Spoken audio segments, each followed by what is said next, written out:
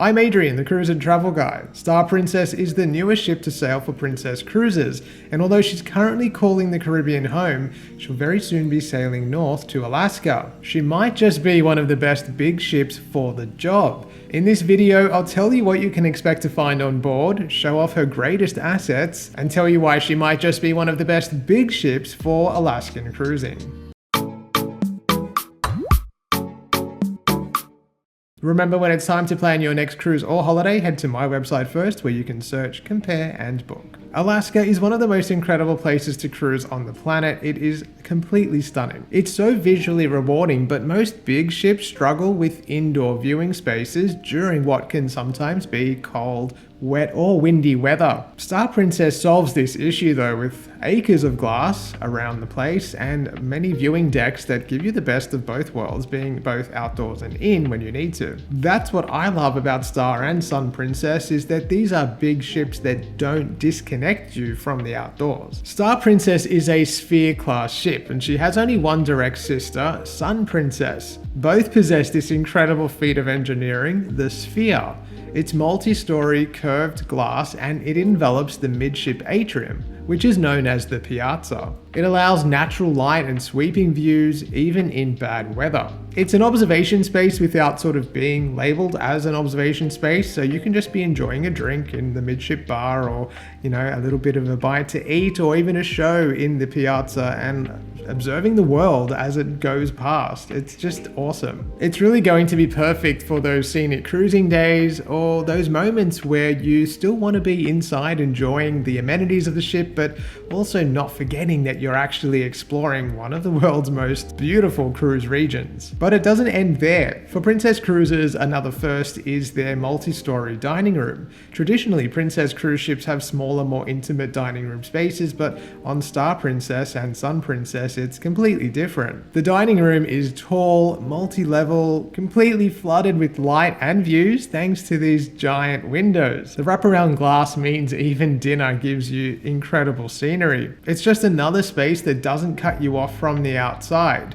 which is what I really like about these ships. Importantly for Princess Cruises and those of you familiar with the cruise line, even though the dining room is gigantic and large and spacious, it still offers more intimate spaces within that footprint, which is something that I really like. It's also a ship that is very much designed for you to enjoy the outer decks. There are really expansive spaces both midship and forward, and for those of you lucky enough to be sailing in the Sanctuary, aft. The Sanctuary is Princess's ship within a ship concept. It is its suite class that applies to obviously suite category staterooms, some mini suites, and even some balcony staterooms. In addition to giving you access to a dedicated dining room where you don't need to make reservations, you'll also have access to an exclusive outdoor deck zone with its own swimming pool and bar. It's beautifully furnished, very luxurious, and really gives you a fantastic point of view if you're lucky enough to be sailing in there. But for those of you not sailing in the Sanctuary, there are still plenty of other spaces to enjoy.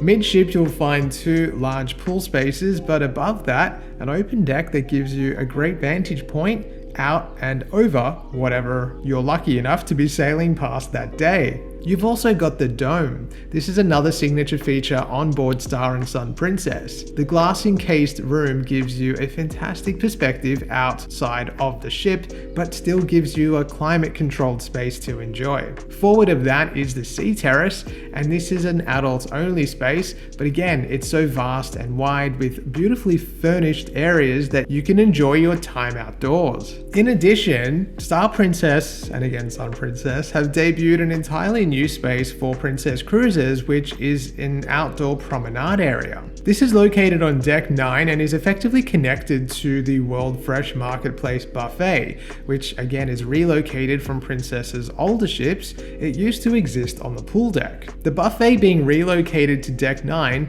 means that people have another outdoor space separate from the pool area to enjoy. Along both the port and starboard side, you'll find lovely furnishings with a bar, included dining options such as slice for pizza, and then the grill for taco tacos, burgers, and hot dogs, and even ice cream. Of course, a few steps indoors, you have access to the complete buffet space. This additional outdoor area means that more people have more places to go when you're wanting to explore the outside views or scenery. And beyond that, all the way at the back, located on deck 8 and accessed either via elevator or these big staircases, you'll find a wake view infinity pool, a bar, and plenty of outdoor furnishings. The ship even possesses a wake view glass elevator. Of course, on any cruise, your cabin becomes your home away from home, and on Sun Princess and Star Princess, things have moved on a little bit from the old days of Princess cruises. What we find on the Sun and Star Princess is that the cabins have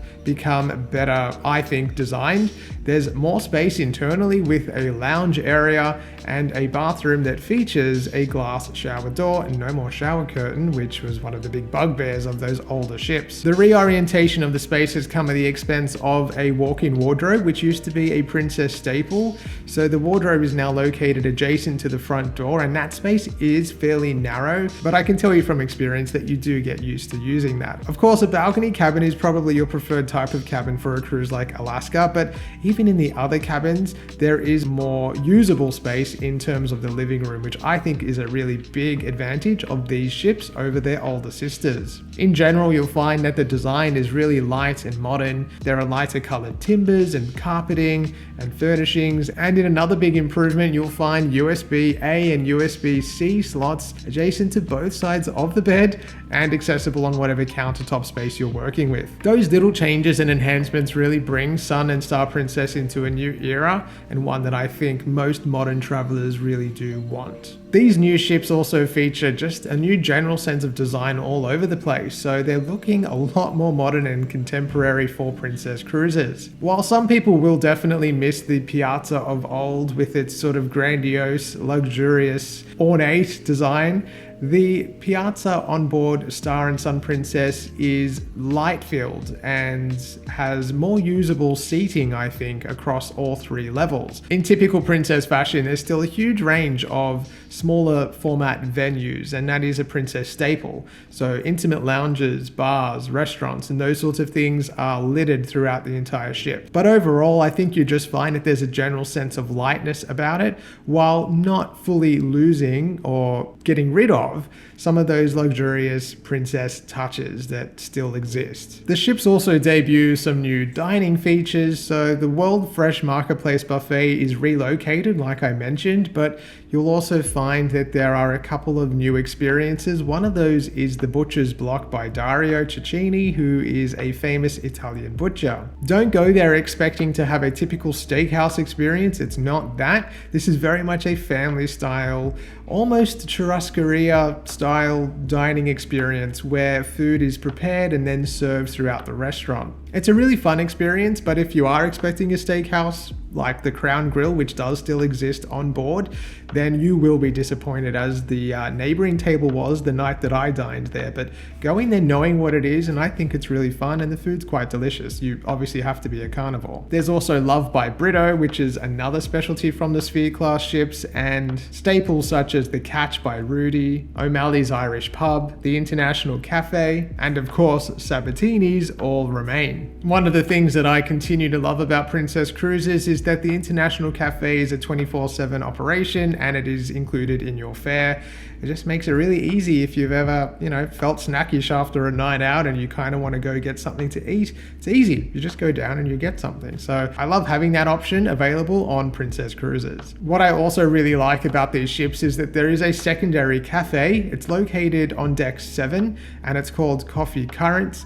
It offers a few complimentary or included food options, usually sweet and savory treats, but it's a great alternative to the International Cafe located on deck 9, which can often get a lot busier, particularly as it offers a lot more variety when it comes to those food options. Entertainment on board Star Princess is pretty excellent. They have definitely moved things along. What you'll find is that a lot of the spaces are being utilized more often. So the Dome, for example, offered a candlelight concert series series during my cruise, and while I will say that you do need to arrive with plenty of time to get a seat, it's quite a small venue, it is worth it because it's incredible. In addition, the Arena Theatre takes over from the Princess Theatres of old, and going in that more contemporary style like we've seen on the Celebrity Edge class ships, it is a theatre built around the stage, so it makes for more immersive performances and experiences while in that space. Like the other entertainment locations on board, seating is limited. I'm pretty sure from memory it holds just under 1,000 passengers, and so for a ship that holds a lot more than that, you do need to plan a little bit of your timing to make sure that you can get a seat ahead of showtime. Of course, Princess will always have its music focus, and you'll find live musicians all around the ship. The Irish pub is definitely the place to go of an evening, and you'll find that that is where most people enjoy themselves until the early morning hours. Princess Live also continues on this ship. You're probably familiar with that from the Royal class ships if you've cruised with Princess before. It's still very much an open space, and it's usually where the comedian sessions are held. So I found that that was a bit of a problem because sometimes the comedians would be performing to the crowd in Princess Live, but just opposite is the entrance to the Butcher's Block, which has 2 nightly seatings, and as people would gather outside the restaurant entrance, they'd be talking very loudly and enjoying themselves, and it would completely detract from the comedy special going on next to us. So I felt really bad for the comedians in that instance, and I feel like that might need to be rejigged. Look, it's very difficult to get away from the size of this ship. She's definitely a lot larger than what we've seen from Princess Cruises in the past, and she has a passenger capacity to match. She's about 20% larger than the Royal class ships, but her passenger count didn't quite grow by that same amount. Still, she can hold over 4,000 passengers, around 4,300. So during certain cruises, it's just impossible to get away from that volume of people. And that's just part of big ship cruising. It's one of the reasons that I actually really like smaller ships and sometimes older ships, as they typically are smaller. But having said that, when it comes to big ship cruising, you have a whole lot more available to you in terms of venues and features and amenities, and some people just love big ship cruising for all of those reasons. And I have to say that I think Princess have got the right mix when it comes to these ships. They're modern without being too contemporary. They still contain some of those Princess specialties that we've come to love over the years, while moving the game forward in other ways. Star Princess and Sun Princess, for that matter, have both ushered in a new era for Princess cruises. It's one that I really do like. It still feels homey in that Princess Cruises way, and still provides you with those spaces that we've all come to sort of love if you're a Princess cruiser, but it just does so in a much more, I feel, open, light, spacious way. One of my favorite cruise ships ever is Radiance of the Seas, any ship of the Radiance class really,